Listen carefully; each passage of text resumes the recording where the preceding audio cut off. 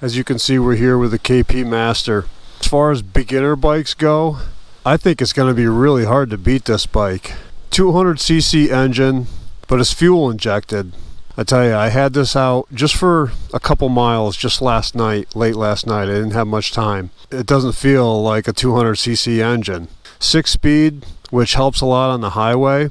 As far as a beginner wanting to learn how to ride a bike for the first time, this bike has so much potential.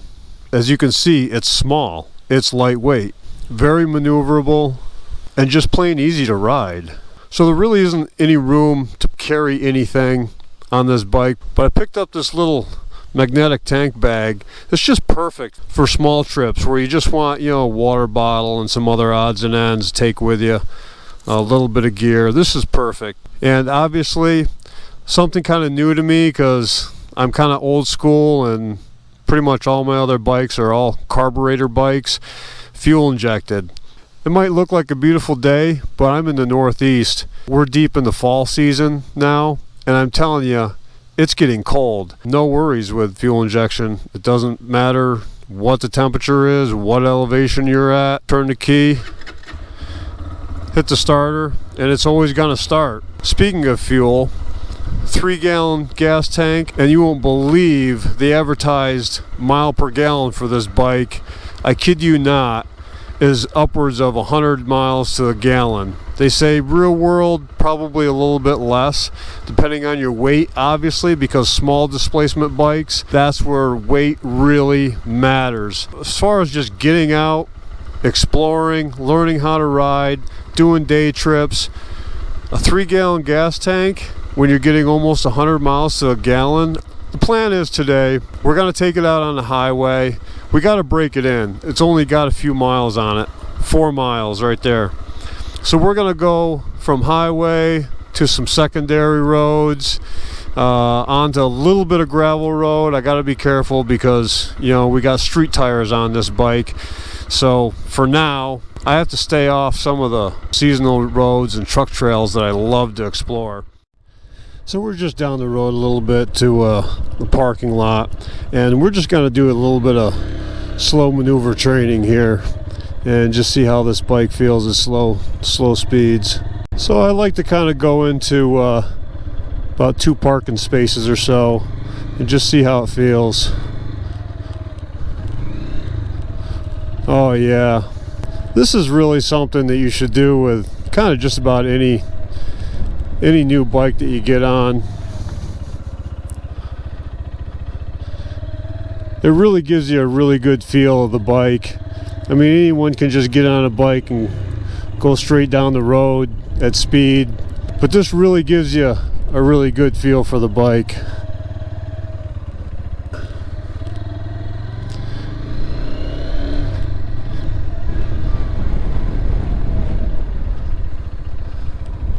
So yeah, it definitely handles like a small bike.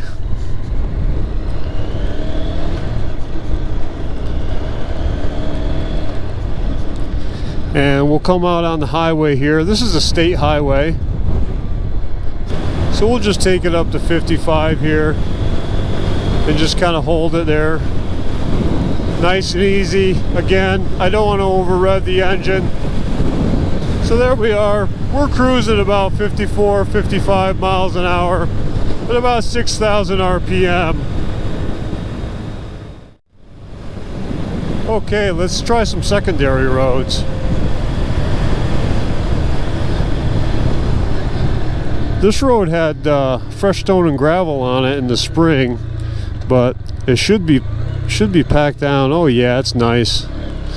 Nice little secondary road here with quite a good hill up ahead of us, so this will be a good test.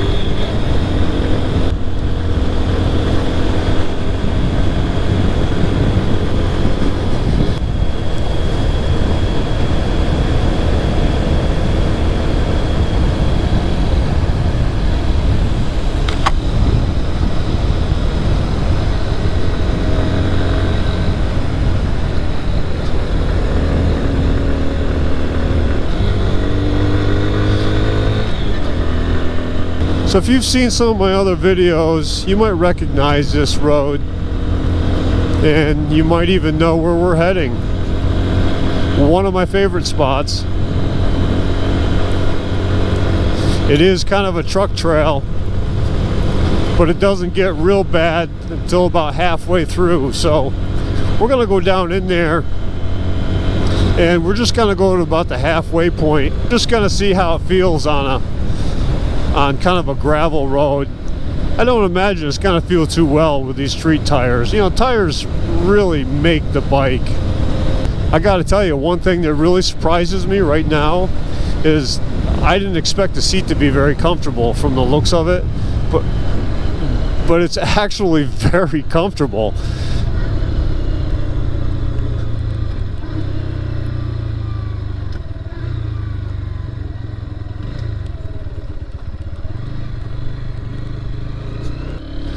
Gonna be kind of careful, but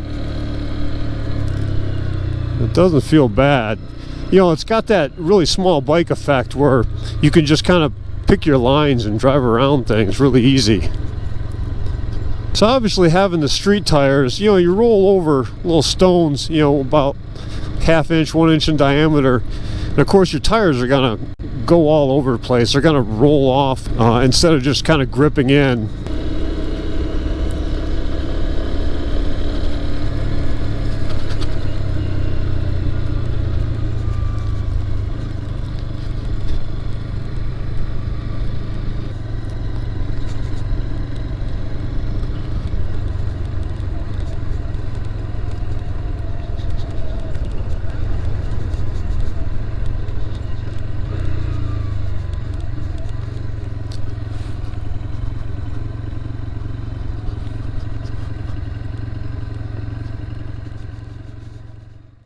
So I do have to mention that right out of the box, I was really kind of impressed how smooth this transmission felt. I know with a lot of these Chinese bikes that I've ridden, that's the number one thing you have to get past during the braking period right off the bat. The shifting is just so clunky. You get false neutrals. Sometimes you can't find neutral at all. And it's just kind of, usually after they break in, they're fine, but that initial period, it can be really aggravating.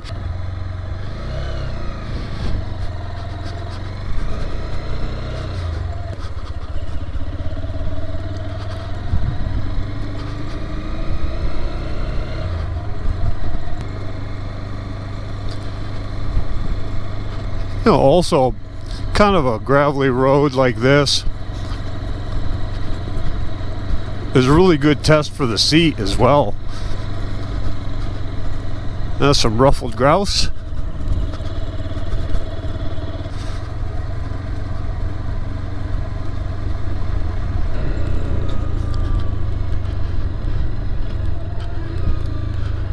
I think from here, go to the next town over and fill this up with some really quality gas, because the fuel I put in this last night is just not good. Quick change of plans, folks. All right, I just got a call from a relative of mine that I don't get to see very often, and he's going to be at his camp in the Adirondacks this weekend. That gave me the brilliant idea of, hey, why not? It's going to be an approximately 200-mile round trip for this bike. Now, I've only got about 45 miles or so on the bike. I wasn't planning on doing that. I was planning on just breaking it in this weekend, kind of close to home. I tell you what, I spent the whole morning just grinning in my helmet riding this thing, and I'm having a blast. The seat is comfortable. I think I'm ready to go grab a day pack and just head out on this trip. So let's see how it goes.